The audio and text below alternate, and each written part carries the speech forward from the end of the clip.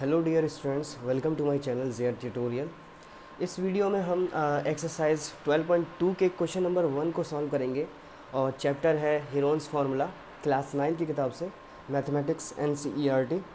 तो इस क्वेश्चन के अंदर हमें दिया हुआ है कि एक क्वाड्रिलेटरल है, ठीक है,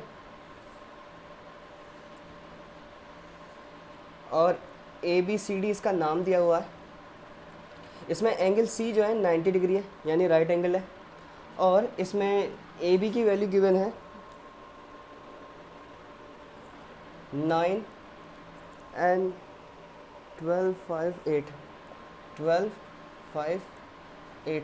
ये वैल्यूज़ हमें गिवन है और हमसे कहा जा रहा है कि इसका एरिया बताना है हमें, ठीक है। और ये सारी वैल्यूज़ जो हैं मीटर में है, ठीक है, यानी इसका जो एरिया आएगा वो सेंटीमीटर में नहीं बल्कि मीटर स्क्वायर में होगा, स्क्वायर मीटर में। तो अब इसका एरिया, क्योंकि ये जो क्वाड्रिलेटरल है ये रेगुलर पॉलीगन के अंदर नहीं आता है। रेगुलर पॉलीगन उसे कहते हैं जिसमें ऑल साइड्स इक्वल होती हैं, ऑल एंगल्स इक्वल होते हैं। अब इसमें क्या है, ये 8 है, 9 है, 12 है, तो इसमें तो नो साइड्स आर इक्वल। तो इसका मतलब क्या है, इसमें हम कोई जो फार्मूला है, जैसे स्क्वायर का फार्मूला होता है एक पर्टिकुलर, रेक्टेंगल का फार्मूला होता है, ट्राइंगल का फार्मूला होता है, पर ऐसे क्वाड्रिलेटरल का जिनकी साइड्स इक्वल नहीं होती, जो रेगुलर नहीं होते हैं, तो उसमें हम फार्मूला पुट आउट नहीं कर सकते, ठीक है, पुट अप नहीं कर सकते। तो अब हमें क्या करना पड़ेगा, इसको मैं दो ट्राइंगल में डिवाइड कर सकता हूँ, ठीक है। तो अब ये दो ट्राइंगल में डिवाइड कर दिया, तो इस वाले ट्राइंगल का एरिया अलग निकालूंगा और इस वाले ट्राइंगल का एरिया निकालूंगा अलग, ठीक है। अब यहाँ दिख रहा है कि BCD जो है ये ट्राइंगल जो है राइट एंगल ट्राइंगल है, क्योंकि एंगल C जो है 90 डिग्री गिवन है। और बचा ये ट्राइंगल जो है 90 डिग्री वाला राइट एंगल ट्राइंगल, ये तो आ जाएगा हाफ बेस इंटू हाइट करके। पर ये जो ट्राइंगल है इसके अंदर ये थर्ड साइड हमें पता नहीं है, ठीक है, ना ही ये राइट एंगल ट्राइंगल है।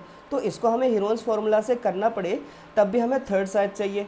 तो थर्ड साइड हम कैसे पता करेंगे, थर्ड साइड हम पता करेंगे ये राइट एंगल की मदद से, यानी पाइथागोरस थ्योरम यहाँ पे अप्लाई कर सकते हैं।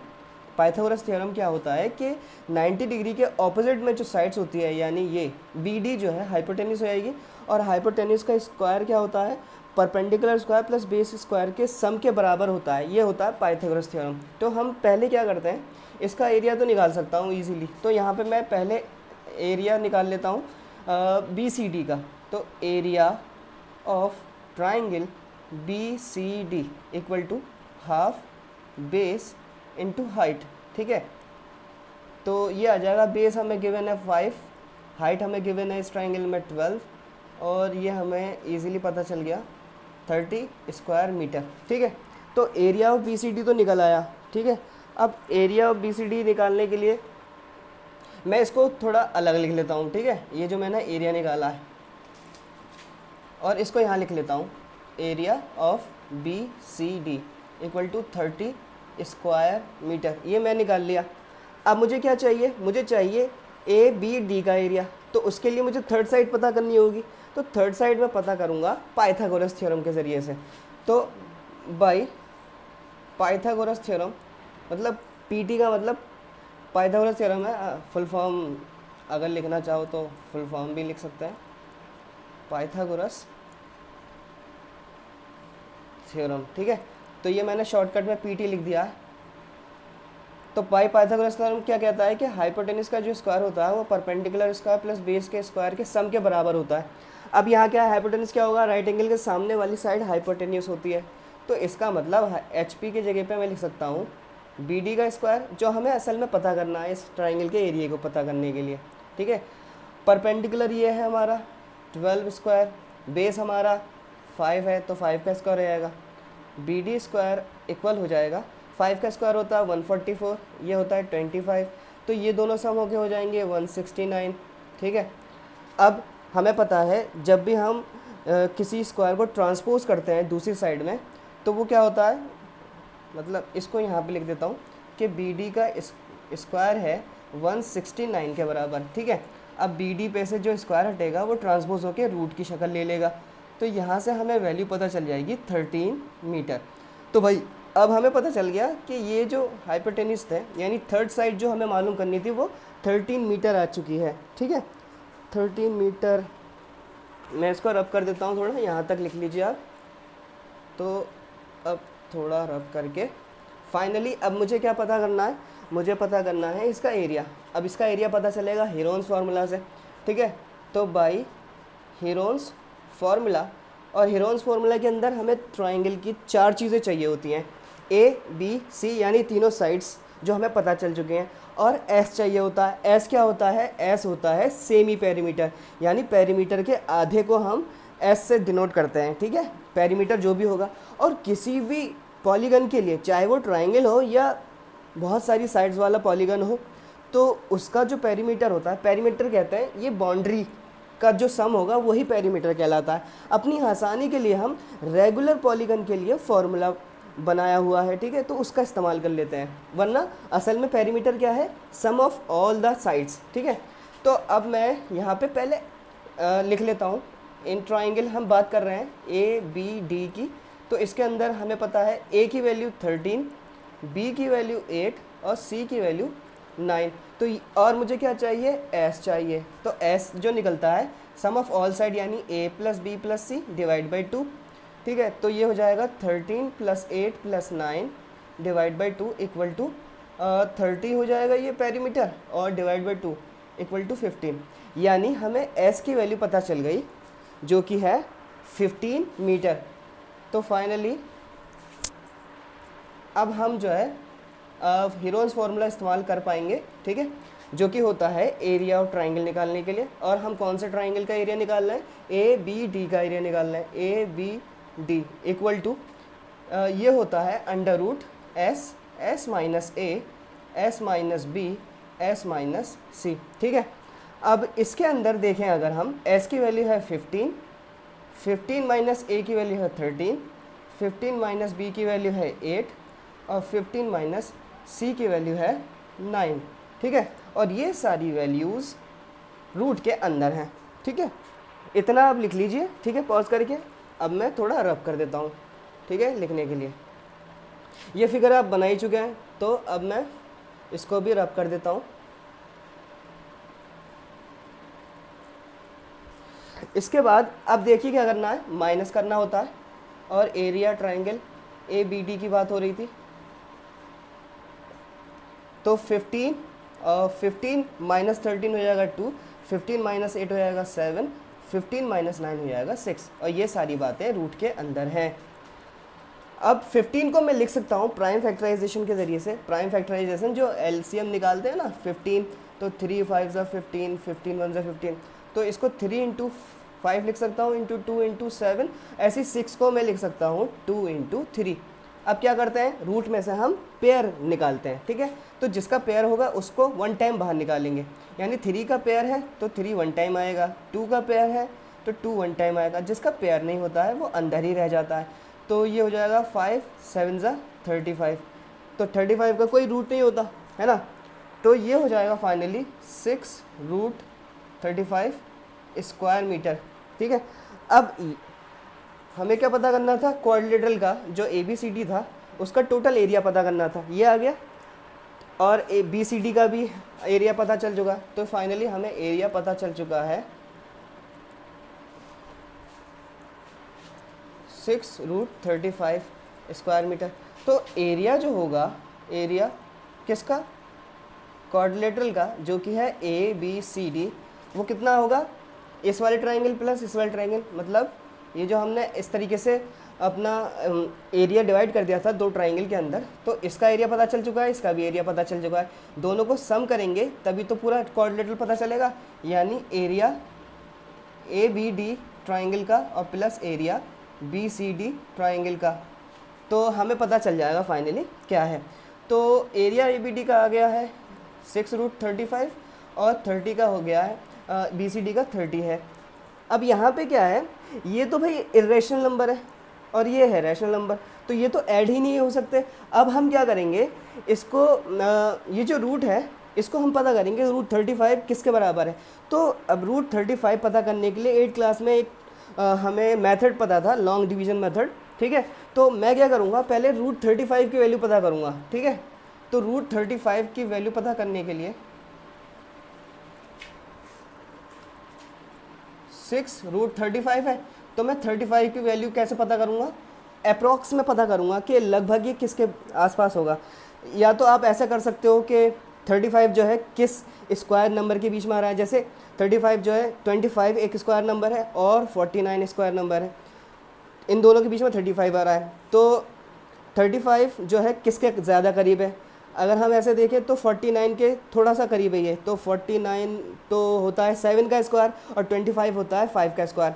तो यानी ये 5.6 के आसपास कहीं इसकी वैल्यू है। ठीक है, ऐसा भी अप्रॉक्सीमेशन कर सकते हैं, वरना एग्जैक्टली अगर पता करना हो, ठीक है, तो हम क्या करते हैं, पहले हम 35 लेंगे, फिर इसमें डेसिमल ले लेते हैं। और क्योंकि 35 को मैं 35 पॉइंट कितने भी ज़ीरो लगा दूँ तो रहेगा तो ये 35 ना, इस वजह से इसके अंदर मैं क्या करूँगा, 35 के आगे पेयर्स में 4 ज़ीरो ले लूँगा, यानी ये पेयर में ये पेयर में।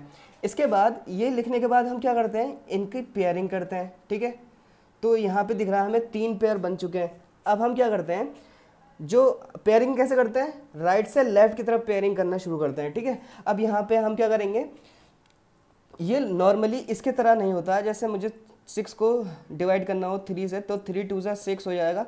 तो ये वाला मेथड इसके तरह नहीं है, थोड़ा सा अलग होता है। इसमें क्या होता है, स्क्वायर नंबर हमेशा यहाँ पे, अगर मैं यहाँ पे 3 ले रहा हूँ तो यहाँ पे भी 3 लेना पड़ेगा, मतलब स्क्वायर नंबर लेकर ही हम इसको सॉल्व करते हैं। ठीक है, तो स्क्वायर नंबर्स लेकर सॉल्व करते हैं। तो अब मैं क्या करूँगा, यहाँ पे 35 को पहले करूँगा। ठीक है, अब 35 में ये जो है किस स्क्वायर नंबर के आसपास आता है, या तो पूरा 35 आ जाए मल्टीप्लिकेशन में, या फिर ये इसके जस्ट नीचे हो, इससे ज़्यादा नहीं होना चाहिए। जैसे 4 4 16, 5 5 25 और 6 6 36, तो 6 6 36 35 से ज़्यादा होगा, इसलिए मैं 6 × 6 36 नहीं लूँगा। ठीक है, जो कि 36 जो है 35 से ज़्यादा है, इसलिए मैं 5 5 लूँगा जो कि 25 होगा, इससे छोटा होना चाहिए। अब क्या करेंगे, यहाँ तो माइनस कर देंगे तो ये हो जाएगा 10। इसके बाद हम क्या करते हैं, यहाँ से जो भी मिलता है उसका एक पेयर उतार लेता है, यानी 2 ज़ीरो यहाँ पे आ जाएंगे इसके साथ। इसके बाद ये जो नंबर था यहाँ पर, इसको ऐड कर देते हैं। ऐड करने के बाद ये हो जाएगा 10।